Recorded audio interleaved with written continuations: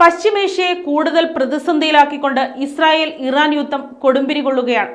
ഇറാന്റെ തലസ്ഥാനമായ ടെഹ്റാനിൽ ഇസ്രായേൽ വീണ്ടും ശക്തമായ വ്യോമാക്രമണം നടത്തി. മിസൈൽ ആക്രമണങ്ങൾ വ്യാപകമായതോടെ ലെബനനിലെ സായുധ സംഘമായ ഹിസ്ബുള്ളയും ഇസ്രായേലിനെതിരെ ശക്തമായ തിരിച്ചടിക്ക് തയ്യാറെടുക്കുന്നതായാണ് ഏറ്റവും പുതിയ റിപ്പോർട്ടുകൾ. പ്രധാനമന്ത്രി ബെഞ്ചമിൻ നെതന്യാഹുവിന്റെ നിർദ്ദേശപ്രകാരം ഇസ്രായേൽ ആക്രമണങ്ങൾ കൂടുതൽ കടുപ്പിച്ചിരിക്കുകയാണ്.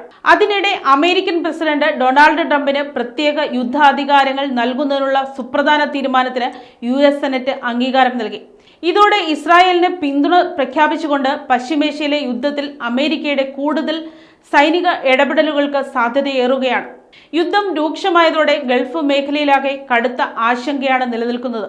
തുടർച്ചയായ മിസൈൽ ആക്രമണങ്ങളുടെ പശ്ചാത്തലത്തിൽ വ്യോമഗതാഗതവും വലിയ തോതിൽ തടസ്സപ്പെട്ടു. സുരക്ഷാ പ്രശ്നങ്ങളെ തുടർന്ന് ദുബായിലേക്കും തിരിച്ചുമുള്ള നിരവധി വിമാന സർവീസുകളെ ഇത് സാരമായി ബാധിച്ചിട്ടുണ്ട്. ഒട്ടേറെ വിമാനങ്ങൾ വഴിതിരിച്ചുവിടുകയോ റദ്ദാക്കുകയോ ചെയ്തു. പശ്ചിമേഷ്യയിലെ ഏറ്റവും പുതിയ സംഭവ വികാസങ്ങൾ ലോകരാജ്യങ്ങളും വളരെ ആശങ്കയോടെയാണ് ഉറ്റുനോക്കുന്നത്. News desk Kottarakkara media.